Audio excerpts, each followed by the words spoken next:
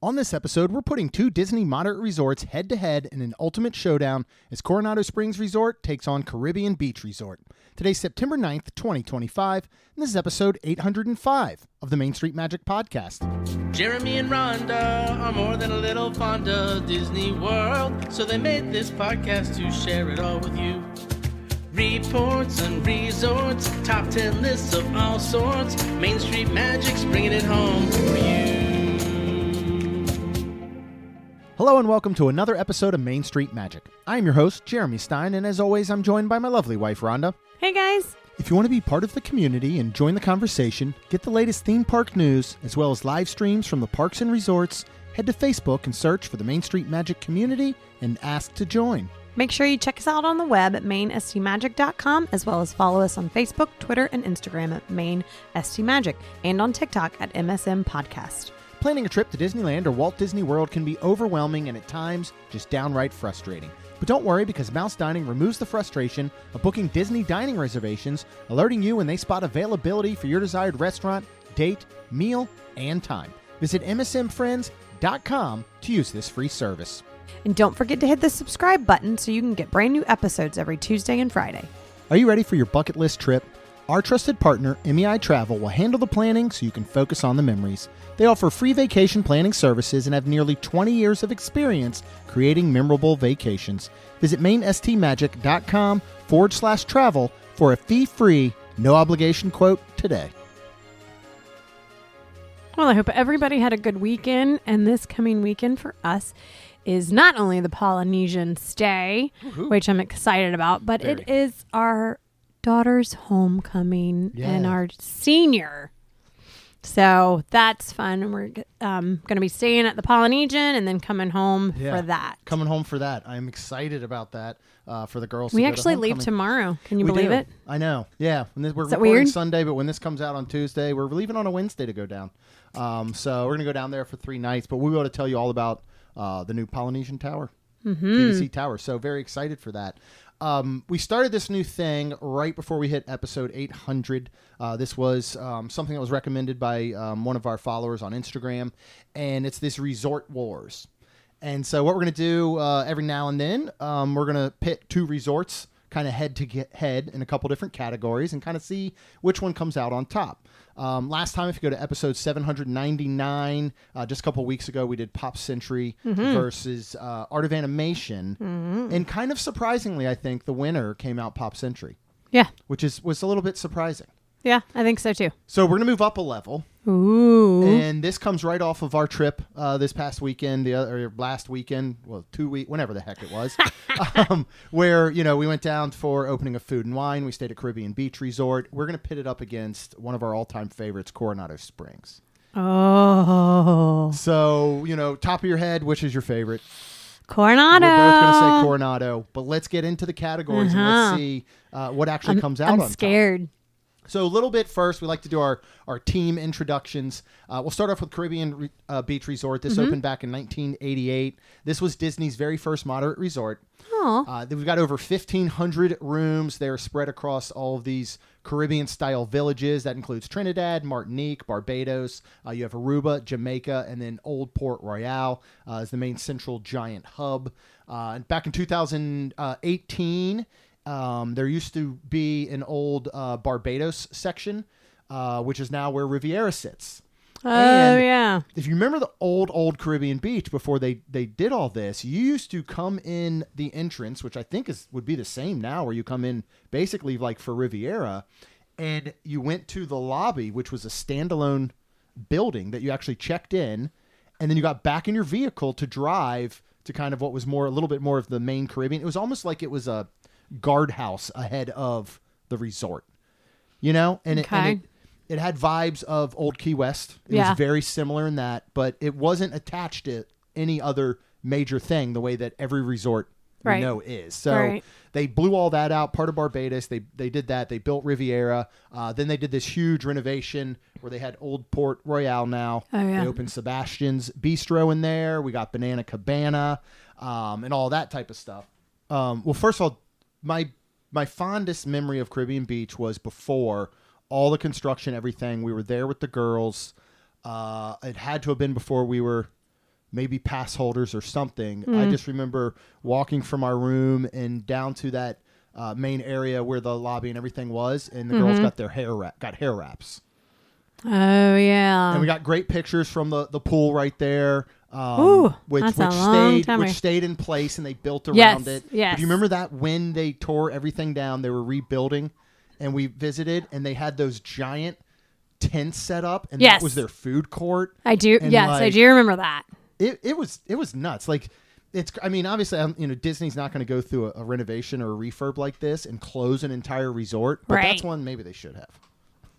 I mean, I get it, but it was interesting, neat, and weird. I mean, it's all part of that history, 100%. Of the resorts and all. Of course, it got back in 2019. It got the Skyliner system, along with Riviera being right next door. And what is great about the proximity here, as we talked very much about in that food and wine kind of episode and all, is when you're at Caribbean Beach, especially where we were, in Aruba, you have almost the same access, walking distance to Riviera and all of its stuff as you do to the main old Port Royale. So 100%. Nice. Coronado Springs opened in 1997. Of course, it got that massive Gran Destino Tower expansion in 2019, which makes it the biggest single resort as far as rooms. Over 2,300 rooms are there. Speaking of renovations, do you remember what used to sit where Gran Destino now does? Yes, what was that? Because it was like their quote unquote like club. Yeah. Like I don't know. They called it business class, I believe. Yeah, something like that. But we got to go in and like there was some snacks and a few items that were really cool. That so at that time, and we probably did this maybe 2018, 17. Well, I think they probably shut it down around 17. So this again was going back.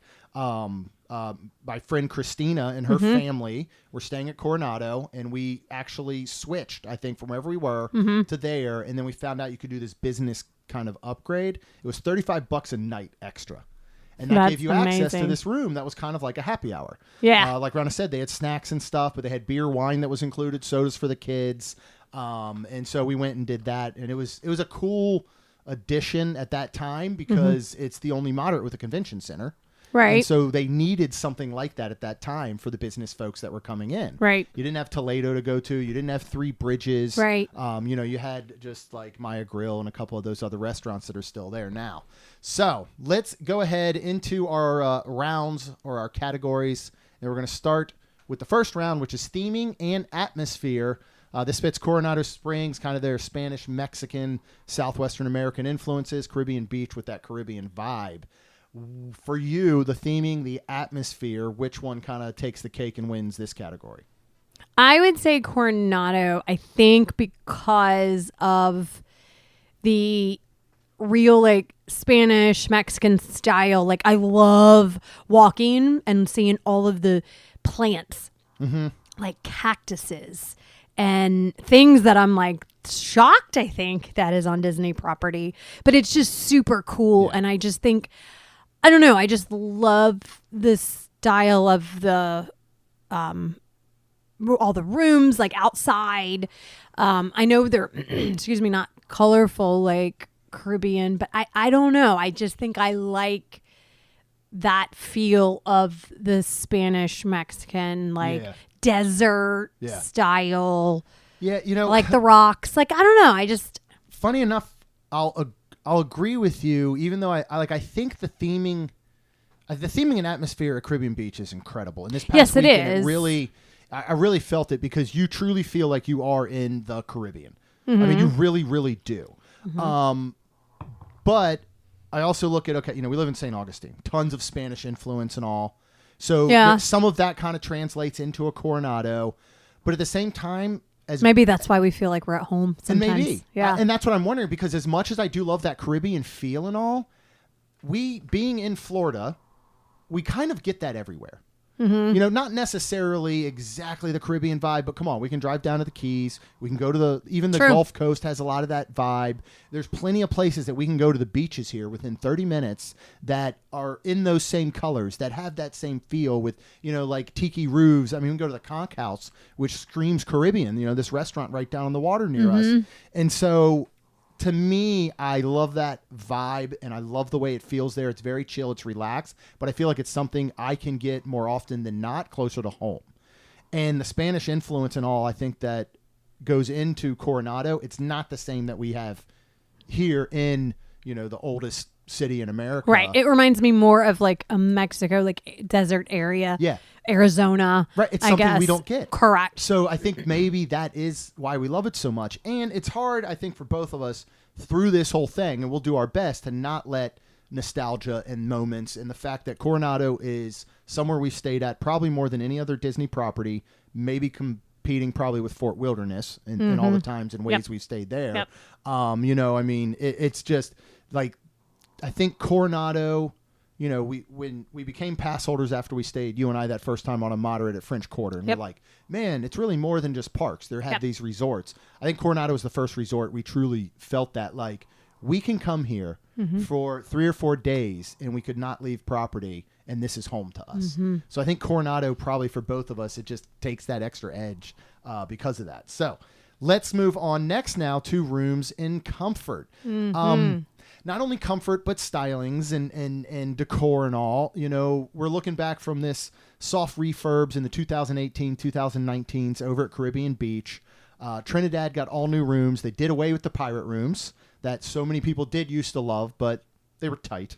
Yeah, they were, especially for taller people like yourself. Yes. And I was fine. And even now, even when you get to, let's say, you know, they still had the pirate rooms. If we went with the girls, you know, they were full beds with giant headboards and footboards, and it was kind of a clunky room, congested room. Yeah. So those are much better with the renovation, but I think a lot still needs to be done, and we need a full refurb throughout the rest of Caribbean Beach. Now, Coronado goes back on, and I can't remember exactly when they got these refurbs. It was right before Gran Destino. They kind of spent the year or so. So around the same time that we're getting over at Caribbean, I feel like we got a much different refurb over at Coronado. One that looks like it could have happened last year. Right. But it happened now 7-8 years ago. Caribbean Beach looks like one that happened 7 or 8 years ago. Yeah. You know what I mean? Yeah. So they're not quite as modern of a feel. So with that being said, as far as comfort, inside decor, the way that everything feels, I know for me, it's Coronado, and you don't have to stay in Gran Destino. Right. And I completely agree. The only reason I would lean towards probably Caribbean Beach is because of that fifth sleeper, to be honest. Yeah. Because that is kind of great. And the only reason I say that is because, like, for us now, like, let's just say we stayed there for Thanksgiving, it would be really good because each girl would get their own bed. Yeah. Because they do not want to sleep together anymore. Right. Correct. And if they do, I have to order enough pillows to basically make a wall in between. Yeah. So with all that being said, I'm going to say, Coronado. Yeah, and so Coronado does have larger rooms available. If you did have just, say, the larger family, you know, we're staying at Coronado for Thanksgiving. We could get a room there the girls wouldn't have to sleep in the same bed. But then when you get to, like, the value versus the money, which we'll talk about in another category, I don't want to compare those rooms. I want to do apples, you know. So while, yes, you could expand, 100%. You can go to some additional rooms, not only in the tower, but in some of the different sections, casitas and all, that have some of those junior suites and some executive suites, 1-bedroom type things. I feel like I'm at home at Coronado in those rooms. They're spacious. I mean, right now, the bathroom alone at Coronado, if you want to talk about comfort, it beats the ones at Caribbean Beach. Yeah. You know, you have that bit of extra space that really makes a difference. And it's one of those where, like, I didn't put numbers on here. Right. You know, I didn't want to put, well, exactly how many square feet is Coronado compared to Caribbean? Right. They're probably within 10, 20 or whatever square feet. But the feel to me of Coronado, it feels like it's a much larger room and it feels more spacious. Now, in the fifth sleepers over there at Caribbean Beach, some of that space is taken away. Right. Because you have to have that and the bench underneath it. But, yeah, I still think just for overall comfort and everything, I got to give it to Coronado as well. So we'll both say Coronado for that one. All right. Dining and drink options. Caribbean Beach, we got Sebastian's Bistro, you got Banana Cabana, you got Centertown Market, you got Spyglass Grill, which is over by Trinidad, which is a great little underrated quick service. I'll even throw in and say that the access to Riviera, which gives you Bar Riva. And we took advantage of that. Yeah. One of the nights that we needed food. Yep. We went over to Primo Piatto. Yep. Or you could still go to Topolino's. So while they're not part of Caribbean Beach, you easily have access to them being there. 100%. Only reason I mention those is because otherwise I feel like it's unfair to go up against Coronado. Yeah. You know, we have everything from Toledo to Barcelona Lounge to Dahlia Lounge to El Mercado. We have siestas by the pool. We've got 3 bridges. We have, what's the other one? I can't even think.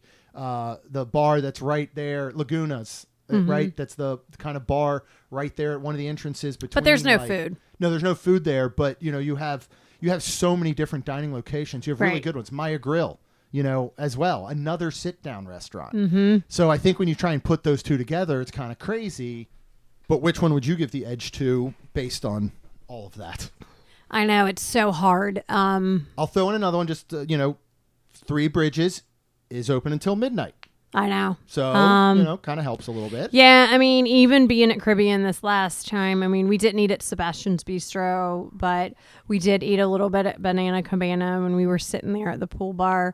I'm going to say Coronado just because there's so many more options, because I feel like at Coronado, like with the 4 of us staying, like you can, like, if all of a sudden I was like, I kind of want some Mexican, and you were like, well, I kind of want a burger. Like, I mean, you're all in the same place and you don't have to worry about going somewhere else. Yeah. And that's where, like, I hate to say it like this, but when we were looking for food, like, I knew we weren't going to go to Sebastian's Bistro, but I was looking and then I was like, I don't think I want anything from the market.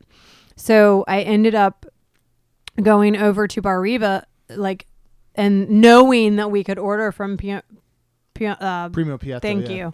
And I was like, all right, I'm just going to go ahead and, like, everybody will be happy with this. Yeah. Yeah, I say that you kind of want to rope in a little bit of saying you can have access to the Bar Rivas and other things like that, but they're not really Caribbean beaches. Correct.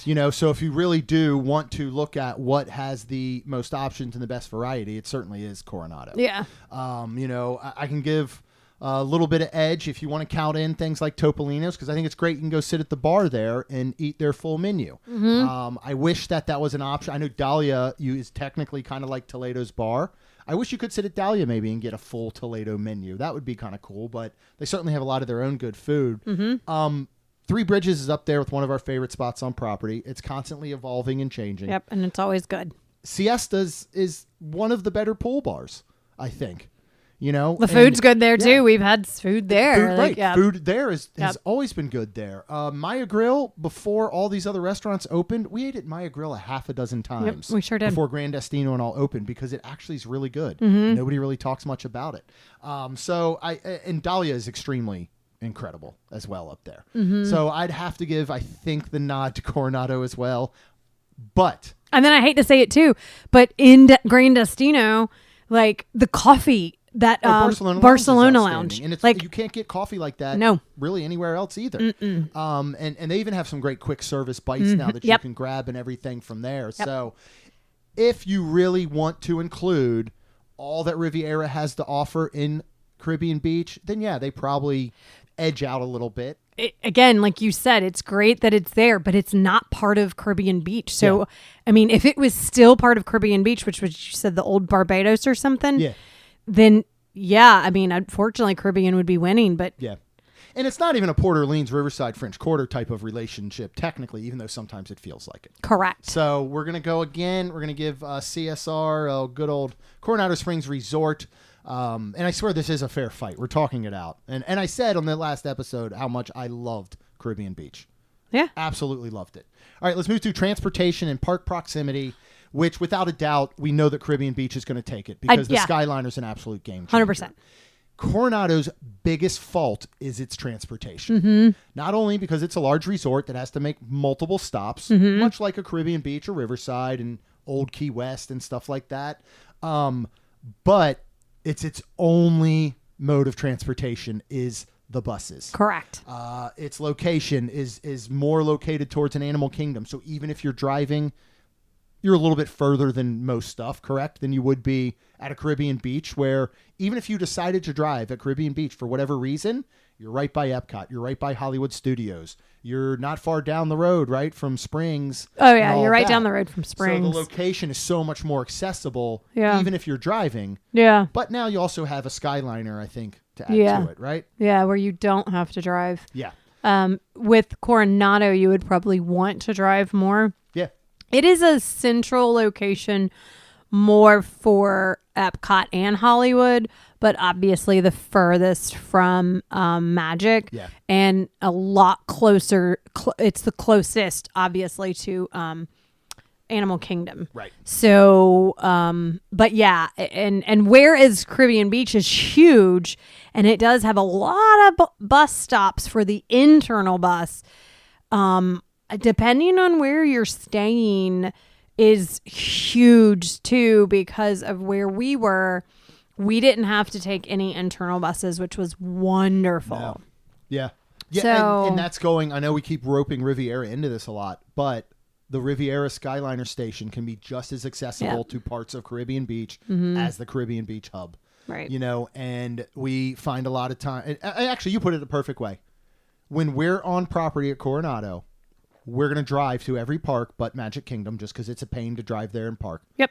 When we're at Caribbean Beach, if we're going to Magic, we're taking a bus because we're not going to drive. Correct. The only park we might decide to drive to would be Animal Kingdom. You know, but we're 100% using a Skyliner. So for both Epcot and Hollywood. So if you have the opportunity to use and utilize most of the transportation that is part of that resort, then it kind of seems like that's the winner. Yeah. So I mean, I agree. Caribbean Beach will take this one.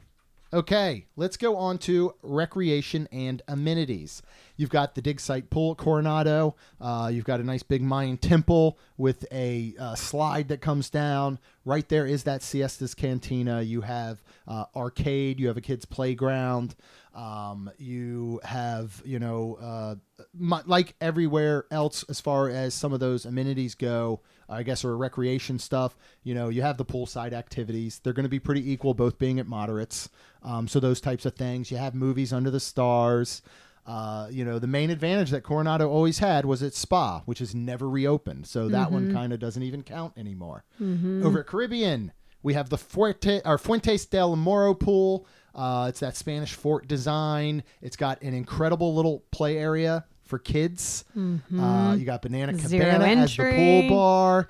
And what I think really has going, and we kind of use, obviously, that whole pool bar, you know, central location is like the hub of recreation and amenities. But right from there, it's an easy walk across a bridge to Caribbean Key, which has its movie Under the Stars, which is probably one of the best locations out of any resort.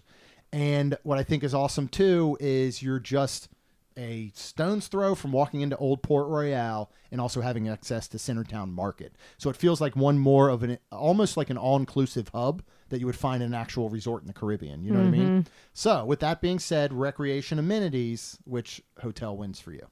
I'm actually going to say Caribbean Beach. I am too. Yeah. Because, I mean, the pool not only has 2 slides. Yes, it has one for the little ones. And I have so many fond memories of that pool, and it's just, I really like it. And I think the hot tub being like around the corner, kind of out of, it's a little private. I feel like that's nice. Although the other night when we walked around, that thing was slam packed, in my opinion. I was like, wow. But here's what you'll see there. And again, no offense to kids. We're at Disney.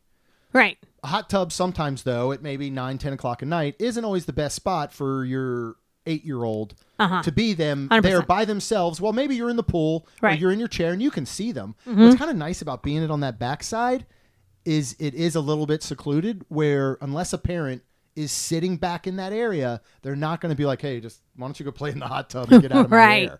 Because it's kind of out of that way. And that second kiddie pool is part of the main pool. That's still a then fenced in, really great kids play area that the girls loved back when they were younger. Man, we went Saturday night. I was just determined to get in the pool. Yes, you were. And so you and Tina went down. You sat by the pool. I put on my bathing suit. I got in. I did the slide. That pool's awesome. And you know, as much as I love the dig site in Coronado's, it's nice to have that Mayan temple, and it's cool. The water runs down, and you got a little jet. Cool to take a picture. Yeah. But other than that, it's just a big square pool. It is. This isn't. Like, this pool has some life to it. It's got some cool areas for kids to play around and on and jump off of ledges. And there's cannons and there's little water fountains squirting out of cannons. And then, that big slide that drops in, as well as the kiddie slide. So I think, Caribbean Beach for me as well. So Caribbean is trying to make a comeback I here know. with these last two. Next, we're going on to value for money. So which one brings that better value? Now, Caribbean Beach can usually be slightly higher priced. It is on the Skyliner. Right. Coronado has the option for larger rooms. They have the suites in both Casitas area, and they have them up in Gran Destino. Those can get pretty pricey. Coronado also has a club level that can be included for obviously that additional cost if you're staying in certain rooms within the tower. Right. With that being said, what do you feel has the better value? Like, the best way to put it, I think, is we're going on a trip. Let's just say it is the four of us again. And I'm going to say Thanksgiving excluded. Okay.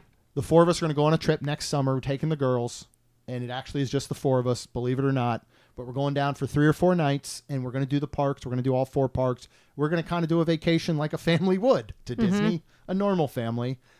Which of those two, they're priced the exact same, do you think you would pick and feel that that value is better, right? Just say the room, whatever room we're staying in, it's a fairly standard room. Right. It's $250 a night at Coronado, and it's $250 a night at Caribbean Beach. All 4 parks. It's a legit family trip. Which one would you feel better about spending $250 a night at? Probably Coronado. You would? Okay. I think I would have to lean towards Caribbean Beach for myself, just because of those Skyliners. I mean, I was thinking about that, but also like, yeah, that's hard. That's real hard. I feel it's a like tough one. It is. Because if you get, if here's where I can give Coronado the credit, and I know that it's a little unfair because then it's not apples to apples with Coronado having a club level lounge. The club level pricing is not awful when you consider what you get there if you're able to take advantage of it. And that speaks for most club levels. Right. You know, a club level is not something you spend the money on when you're doing, rope drop to fireworks at the parks every day. Right. Right. And you're not taking advantage of it. When you can stay there, and I'll even say, even if you're not club level, if you're in a standard view or water view or whatever in the tower, just a regular old room, no club level or anything, you feel like you're staying in a deluxe. And I feel like that value, whatever you're paying for that, goes further than it probably does over at Caribbean. So I think I can give credit to Coronado in those instances when you do need a larger room. Right. Sure, it's going to cost more, but when you can also all of a sudden maybe comfortably sleep 6, in a room, and let's just say the cost instead of $250 now is even $450 or $550, but that room also includes a club access. Maybe it even goes up to $600 or $650 a night. You're getting so much more out of it for what you're putting into it. You know what I mean? Right. So I think I can agree with you after I just talked myself into it. Well, and the hard part is I'm only I think you're only basing it on the transportation, which is wonderful. Yeah, I know. But I'm thinking of all the food. Yeah. I'm thinking of being there. On those days we're not in a park. Right. And I'm we're thinking spending a staycation at the resort that day. I'm kind of thinking I'd rather be at Coronado. Yeah, the comfortability of the room. Yep. I'm thinking if you were okay, we're going and we're not doing all 4 parks and we're literally maybe doing Epcot, Hollywood, and maybe a Magic. Yeah. I'd go absolutely probably Caribbean Beach. Yeah. Yeah. But the fact that you were literally talking about the value and the comfortability and kind of all, like my brain went all around those. Yeah. I think that makes sense. I think that does. So we'll give it to to Coronado Springs, because we have one last one, and we are not in a tie. We are currently at a 4-2. Coronado is winning this one. But in case there ever is a tie when we do these, because there's 6 categories, we leave the seventh one up to our followers in our Main Street Magic community. Which and we I have love. them vote. I love it. You want to read the results, because it was fairly close. Yeah. So they, which moderate resort wins in your vote, and 58% picked Coronado, and then only 42, which is not far off. No. Picked Caribbean Beach Resort. In the end, I mean, you can't lose, I think, with either of these resorts. 100%. And as we've said all the time, we said at the last Resort Wars, we'll say it for all the other ones, so much This is our opinion. Yeah, it's our opinion, and so much depends on the makeup of your family. 100%. You even just said, and you're right, if the trip of the 4 of us was one thing, it's Coronado. But if it's another, it could be Caribbean Beach. Correct. So you have to look at all that, and that's why we do this a lot, and we literally sit down, like, we don't vote or talk about this before these episodes at all. We already know what the episode outline is, so there's no reason for us to discuss anything. So when we sit down, we just talk it out and we figure out which one we think. So you kind of get to hear that. It's the same conversation you can have with your family when you're trying to decide.